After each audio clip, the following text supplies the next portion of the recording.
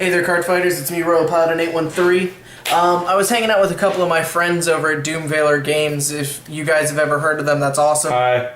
If not, you should definitely check them out. One of the guys goes by the name Guy in the Back Seat, and he... Since Zanga was a thing. Anyway, go on.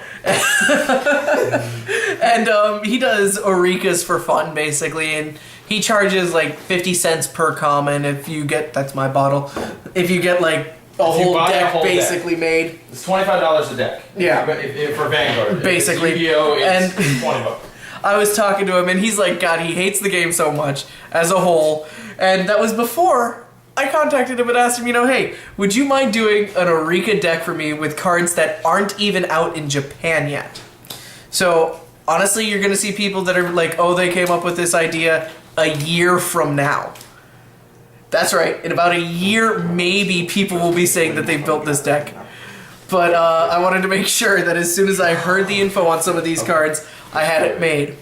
So, naturally, because if it's going to be a broken as hell deck, it's got to be Royal Paladins. Because it's Aichi's deck. Of course. Because it's the only anime, I have to give this little tiny kudos to Yu-Gi-Oh! Before it starts. It's the only anime where the main character's deck is not like a real playable deck in life. Because you can't play Yugi's deck in real life. I'm sorry. I'm sorry. Don't you want to do a video of Yugi versus Kaiba and watch what happens? I already did it. Anyway, but no. My point here is that in Vanguard, my biggest beef with the game when I first played it was that you could only play 2 decks because the next 8 sets only supported 2 real tribes. So anyway, that's my last little bit of info. But point is, you have to play the main character's deck in this game. Sorry. Well, luckily, this isn't Aichi's deck anymore. It became what was the name? Daigo, who apparently is an actual musician in Japan, which I think is awesome that they hired an actual musician to be a voice in the show and gave him his own movie about this game. But starter, naturally, Wingle Brave, Pioneer ability. If he boosts a blaster unit, you can and the attack is successful, you can soul charge him, search your deck, and grab a blaster. So that's the starter for the deck. Naturally, 4 heal triggers, because you have to run 4 in every deck. If you don't, you're an idiot, or No Life King Death, whatever the hell his name is. No Life King Death Anchor. No Life King Death Anchor, and a Dark Irregular player, but that's the only real exception. So 4 of these beautiful heal triggers, and yes, the entire deck I had him make was Orikas, because I figured, why only have 2 or 3 proxies when you have the entire deck done and it just trolls the hell out of people? And then second thought, just to say, Aichi's Miracle Draw. Because it's the only reason I did give him basically 3 trial decks worth of common Jenk cards. So I have actual Vanguard backs, beautiful cards. After the 4 heal, it does run for Alabaster Owl and for Bringer of Good Luck Epona. So 4 heal, 8 crit. That means instantly I'm running 4 draw because I'm not an idiot who's going to run no draw. Now, unlike most of my normal decks, which do run the 2 stand trigger tech, I figured I might as well go aggro with this deck just because it is so damn powerful. I would suggest the stand trigger just based on test. Seriously, I'm sorry. Like I did a whole video dedicated to just why stand triggers are underrated. Grade 1 lineup. Now, when I go through this deck, I'm going to tell you right now, you're going to only see 46 cards. Because the last 4 cards are so special, I got to give them a complete and utter shout out at the end, and they are the inspiration for this deck completely in its entirety. And another reason for me to hate Vanguard.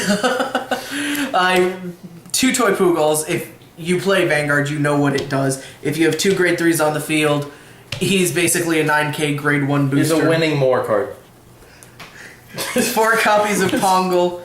Because even though this deck is going to have so much speed, a 7k booster that does search effect, that does soul charging, that lets you get your soul saver tech in to get you your bonuses going and all of that, it's just so much fun to play him. Because soul saver and Pongals really don't see that much play anymore because of MLB, which is now losing playability anyway.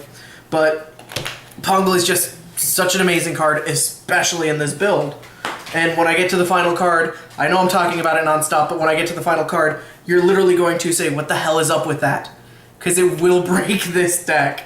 It breaks the game. Anyway. You're right, it does break the game. 4 copies of the generic AK Little Sage Marin.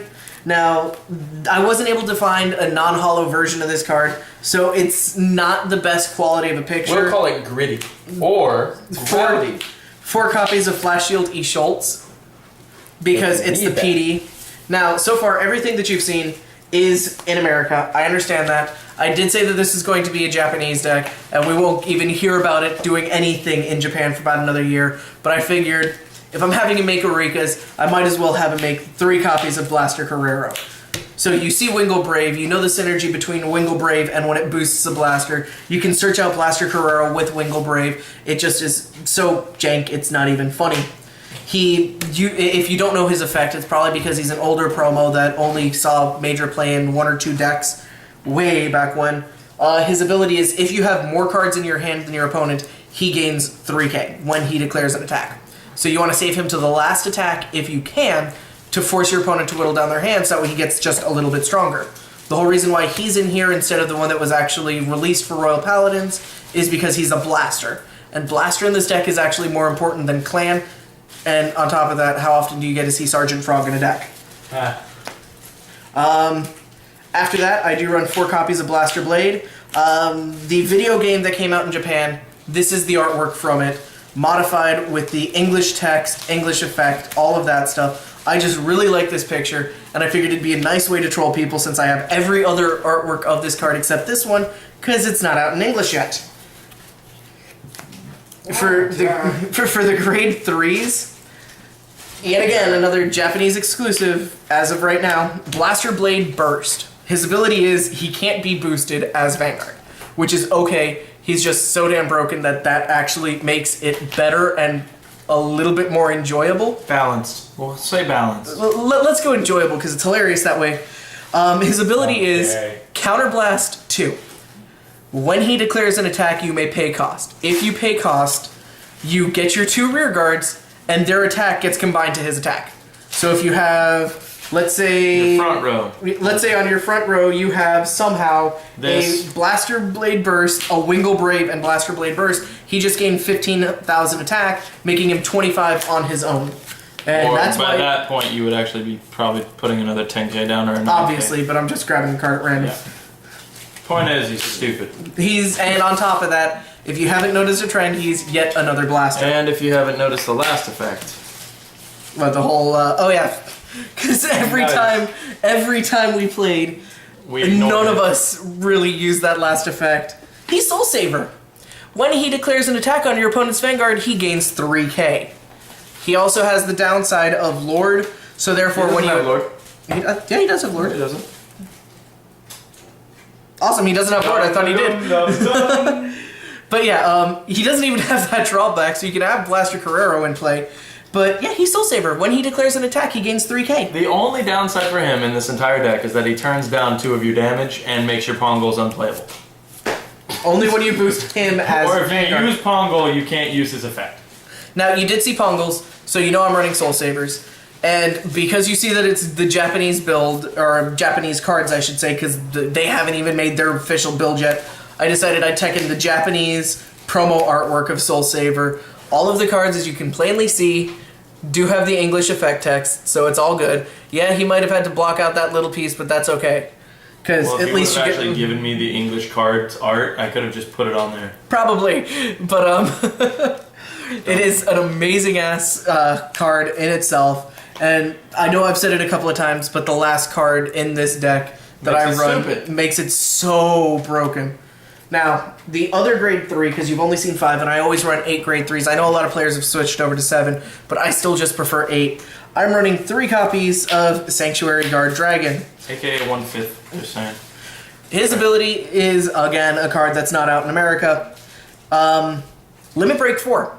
For every grade 1 or 0 rearguard you have, he gains 3k. When you ride this card as your Vanguard, you can discard a card, search your deck, and call a grade 1 or lower from your deck to rearguard. So he does deck thinning. He does boosting. You can throw a booster behind him, making him even stronger. He does have Lord, and that's what they must have done to balance him out because, well, if you run Blaster Carrero, you can't attack with him. And that's a continuous as a Vanguard or Rearguard, which kind of cripples him if you try to play Blaster Carrero. Unless you just ride Blaster Carrero. Well, if you ride him and Blaster Carrero is insolved and Blaster Carrero is no longer on field. That's Now, the point. the most broken card in this game that will ever be made, to the point it was just shown in a manga. I will leave a description or a link in the description down below to the exact page, because Cardfight Wiki does have a picture of the card. It does have the manga page. It has the complete effect text, so I know what this card does, and Bushiroad has announced that they're making this into a real card. Ladies and gentlemen, may I present to you the next Grade 2 Blaster Royal Paladin, Blaster Javelin normally. He is the most techable card, and you can throw him in literally any and every deck. And when I say any and every, I mean literally any and every deck just about can run him. His ability says, when he's placed on Vanguard or Rearguard. No, it's just when he's called. Yeah, that's Just placed in on general. Vanguard. No, because it doesn't even say that. It just says auto. When he's placed on Vanguard or Rearguard, because those are the only two places to call Put him. him on the table. Exactly. Except blocking. You soul charge 2 cards from your hand, so you neg your hand 2. But then you search through your entire deck and you call 2 high beasts. Now, when I first read this, to rear guard. When I first read this, I'm thinking, okay, it's got to be like grade 1 or lower, because that's what Royal Paladins love to do, or something like that. No. I was also thinking, it's probably just he calls another Royal Paladin or something like that. No. He says you call 2 high beasts. You know that promo grade 4 high beast? You can, if he was tournament legal, you could literally go for turn, Blaster Carrero in a Great Nature deck, soul charge 2 cards from your hand, and then call 2 of that 13k to rear guard. Blaster Javelin normally, not Blaster Carrero. Sorry. It's okay. Keep going. The card is just so damn broken, I'm not going to deny it.